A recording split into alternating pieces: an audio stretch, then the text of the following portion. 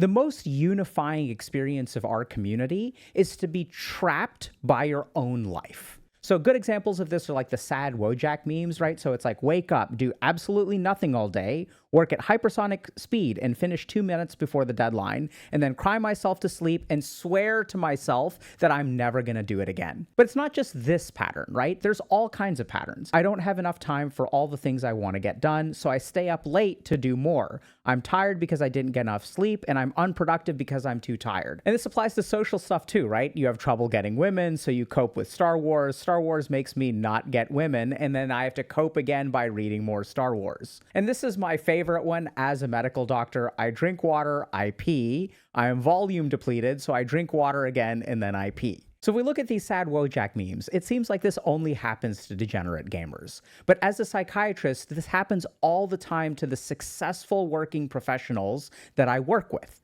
So good examples of this are like, you've got a big deadline at work, so you pull an all-nighter. The moment that you pull an all-nighter, you kind of pull it through, you're the hero, you saved the day. But now your boss expects this level of work from you at baseline.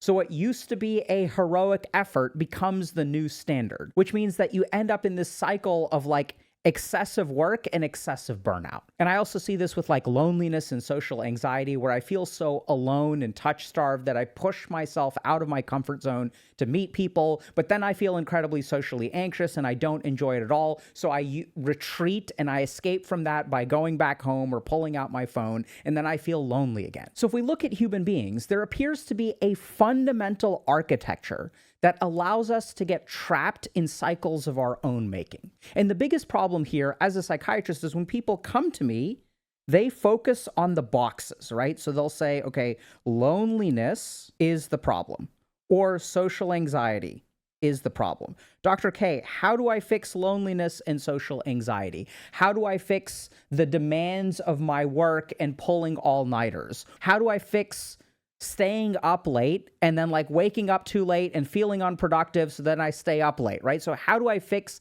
these problems? But the reason that all of these memes literally exist is because fixing those problems doesn't work.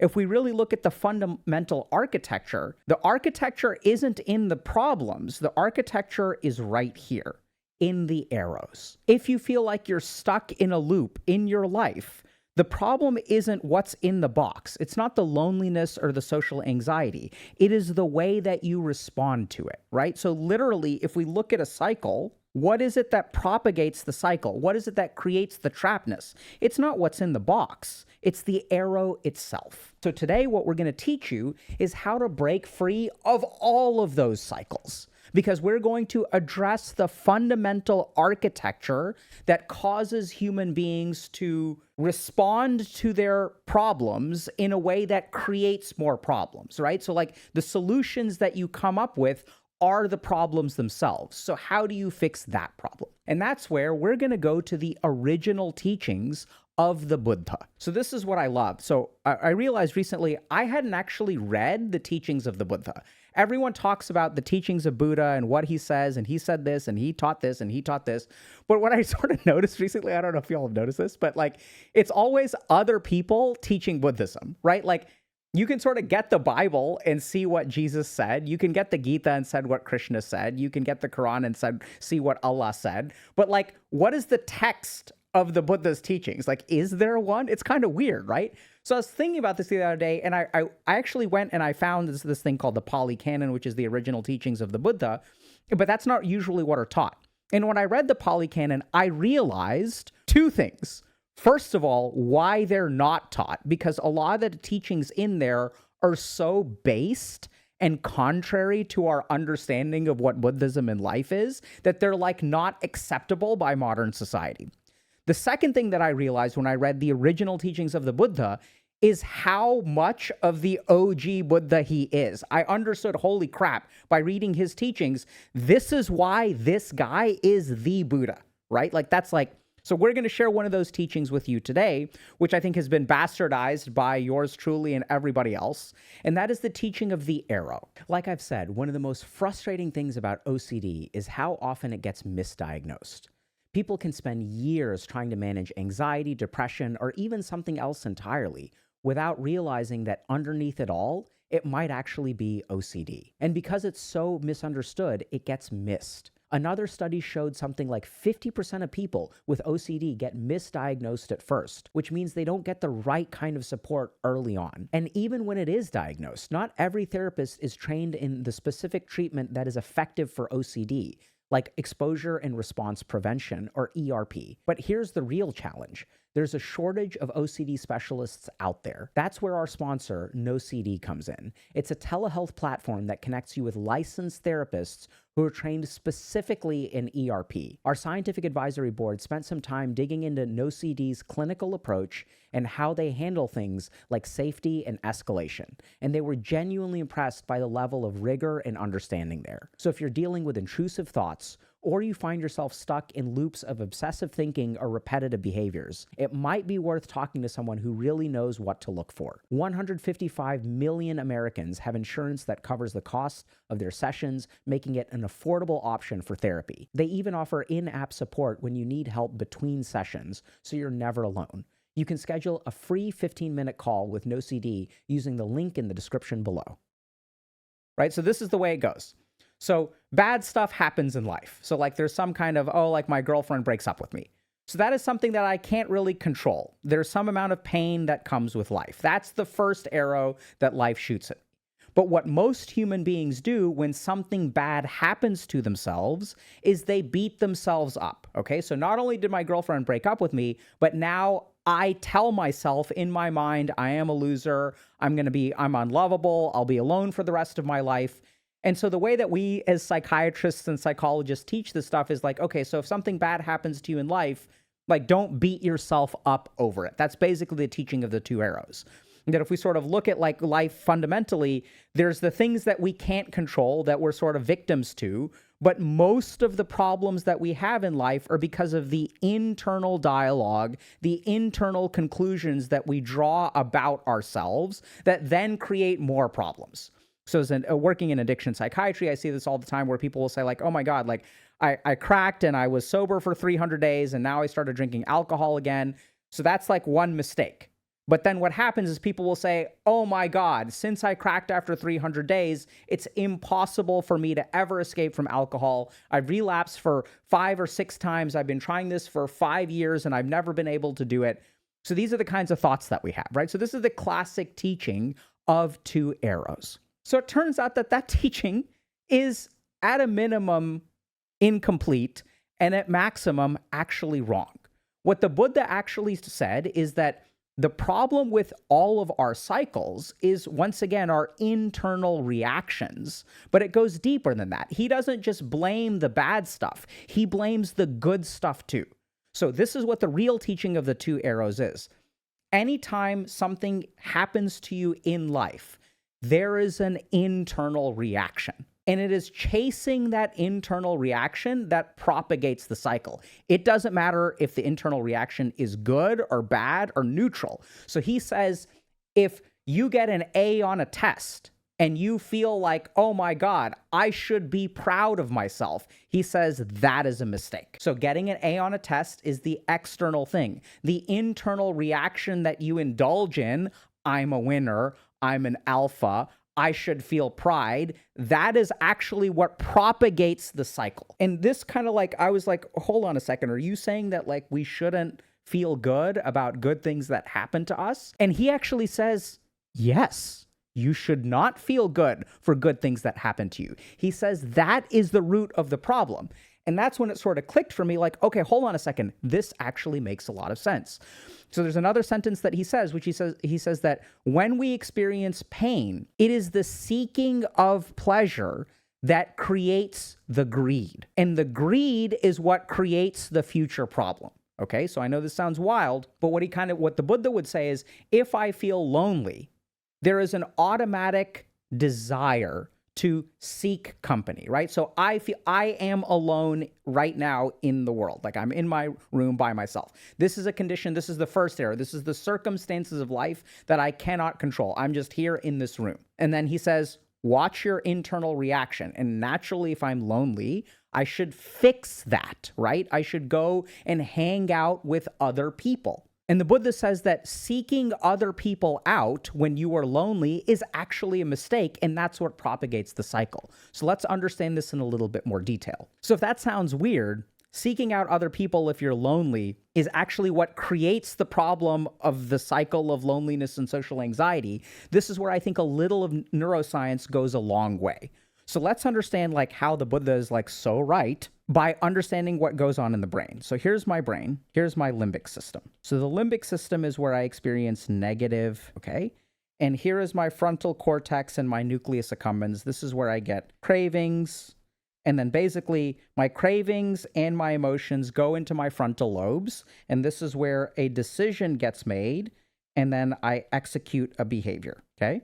Make sense? So when I feel something emotional and I crave something, I feel loneliness over here. I have a craving for company over here. These two things combine in my frontal lobes and I make a decision. I'm going to go seek people out.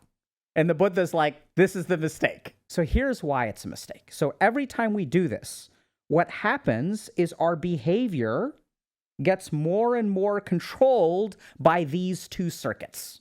Right? So our brain learns, and our brain is like, okay, when feel emotion, act. When experience craving, act. So I'm acting out of emotion and out of a craving.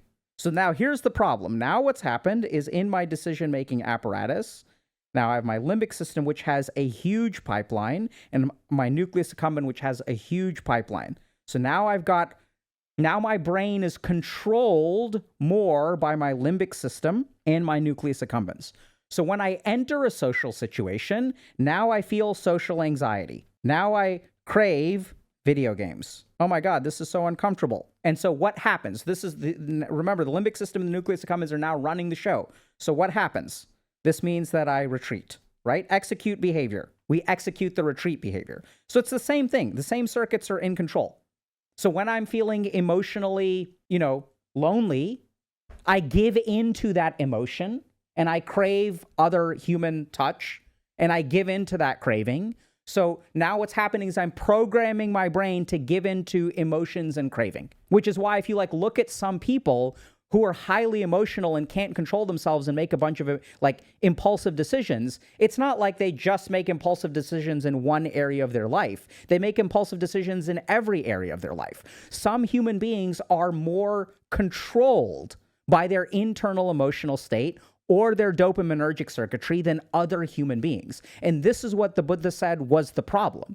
Is that the moment that you have, so what he kind of says is that the difference between someone who is wise and someone who is asleep is the way that they respond to a negative impulse, right? So the way that they respond to pain in life and the way that they respond to pleasure determines whether you are wise or you are asleep. And this general principle also explains why there's a thin line between love and hate, right? So if you think about your relationship to another person, if it's a very emotional relationship, oh my God, I'm so in love, I'm so in love, I'm so in love. Which part of your brain is driving that relationship connection, right? It's your emotions. And so if your emotions change, if this person upsets you or you used to love this person so much, now they break up with you, now you start to hate them, it is still the emotional circuitry that is dictating the nature of your relationship. And this is what the Buddha noticed. And he sort of said that there's a big difference between people who are asleep, and he uses the word wise. So what's the difference between people who are wise and people who are unwise? And the biggest difference is that the people who are wise have a way to deal with negativity or pain that is not seeking pleasure. That's the difference. So what he sort of says is that anytime you have something happens to you in life, you have an internal impulse. So if I feel lonely and I seek other people, I am moving from pain towards pleasure. So I'm weakening my ability to tolerate discomfort. I have to find someone else to fix my problem. And then the problem is, if I can't tolerate discomfort, the moment I go into a social situation, I will become uncomfortable again. And then I, once again, give in to that discomfort, and then I retreat back home, and this is what creates the cycle. Don't get women, cope with Star Wars. So if we were to cut off this arrow, right? Don't get women, and that's the end of it. You don't do any coping. Then the cycle breaks apart. The second arrow doesn't just apply to negative things in life, it applies to positive things in life as well. If you get interested in something new, you should not give in to that curiosity. And this is wild, right? Because think about it for a second. If you give in to the curiosity, you are giving into that impulse. You are being driven by curiosity. And then if your brain gets programmed to be driven by curiosity, what is going to happen when you get bored and you get curious about something else? Oh my God, I become obsessed. I get bored of it, and then I get interested in something new. Holy shit.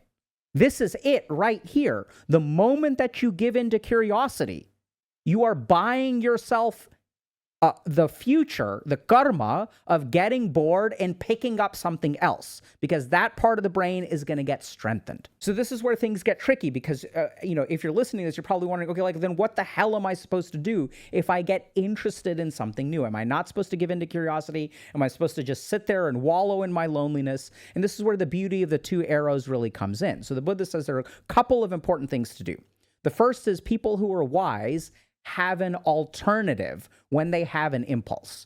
So if I have an impulse internally, whatever this is, I have some alternative besides staying up late, right? So I don't have a time for all the things I want to get done. This is how you break the cycle. Literally, you don't do the arrow. So what the Buddha says is we need an alternative way to dealing with negativity that is not seeking pleasure. So this is where like techniques of mindfulness and stuff are born, right? So the whole goal now is that when life sends you one arrow, when some bad circumstance happens in your life, the most important thing for you to do is to be non-reactive to it. So the next time that you feel curious, literally don't follow that curiosity. Sit for a minute, just watch the curiosity, notice this impulse of curiosity, okay? Noticing is the first step. Don't react to it. So whatever internal drive you have, don't react to it. The second thing that the Buddha said will really help you figure this out is he says that a lot of people focus a lot on pleasure and pain, but very few people focus on neutrality. So the next thing that I want y'all to do is to focus on neutrality. And this is huge. When you start focusing on neutrality, it changes the way that you get pushed and pulled by life. So I'll give you all a simple example. So when I feel hungry, I want to get food, right? And when I feel full, then I like bask in the pleasure of the fullness. And so the moment that I create the cycle of like feeling hunger, eat something unhealthy, get that dopaminergic surge, oh my God, that's so delicious, just really enjoying the food, right? Even when I like take a bite of a hamburger, there's a second arrow there. The hamburger can taste good, but it's my love for the hamburger, my satisfaction with the hamburger that buys me the greed or the craving in the future. And we know that's true of the nucleus accumbens as well. The moment that I get dopamine, I sign myself up for a craving for that same thing again, which creates these cycles of like, I don't feel like working, I get bored, I play video games, I procrastinate, then I feel really bad. And since I feel really bad, I don't feel like working, so I play video games, right? So that cycle continues. It's absolutely dopaminergic. It's absolutely limbic. So now the question becomes, what is that alternative? And it starts with the main thing that we tend to ignore in society, which is neutrality. So Buddha says, sit in the neutral state, that we have a painful state, we have a pleasurable state. What we want to do is sit in the neutral state. So if we sort of think about getting really hungry and then eating a big hamburger, right, then we feel really good. I want to play a video game. I am playing a video game. But there are a lot of times where neither of these things exist. We're not having a good time. We're not having a bad time. And the whole problem in life is that we like skate right past those, right? Our life is not like mostly neutral or mostly chill. We don't dwell on those moments at all. So the first thing that I would tell y'all to do is dwell on neutrality. The more that you dwell on neutrality, the more it will buffer you against the negative and the positive states. The second thing that we need to do is recognize the two arrows as it comes to pleasure. So when good things happen to us, if we bask in those two things, if I have good fortune and like I get really lucky or I get promoted and then I get an ego, that is indulging in the second arrow of like pleasure. Does that kind of make sense? Like, so like I don't want to do that, because then I'm going to reinforce the brain to make associations even with good things. And the more that I start to become attached to pleasurable things, the more greed will form. And the more greed forms, I don't know if this kind of makes sense. Greed is the thing that makes painful things intolerable. Does that kind of make sense? Like, I know this is kind of weird, but I really want y'all to think about this. Pain in and of itself is only a problem if I have greed to make the pain go away. So I don't get women. What? Cope with Star Wars. Star Wars makes me not get women. Read more Star Wars. So what is the root of this cycle? The root of this cycle is greed over this thing changing. So this is the other key thing that he sort of points out, is that when we feel pain, we move towards pleasure, and it is the greed for that pleasure that's actually what traps us in the cycle. And then you may be wondering, but Dr. K, if you're saying don't do anything, then literally, what am I supposed to do when I feel lonely? And that's where I would say, I know it's like crazy, but just tolerate it. Do anything but seeking other people. And you have to do it intentionally, okay? And this is where you've got to be really careful, because if you say, okay, Dr. K, you're saying don't seek other people. Should I just stay home and play video games as well? No. Because playing video games is seeking pleasure away from that pain. You're trying to distract yourself from that pain. Does that make sense? So don't do anything to make the pain go away. And as you stop making the pain go away, it will disappear. And as it disappears, this gravity that is forcing you into social anxiety situations will also disappear. Then something beautiful happens. You can go and socialize, and then that social anxiety will not create the greed of wanting to go home. So it's the greed that really perpetuates the cycle. And the more that we give into it, the more trapped we get.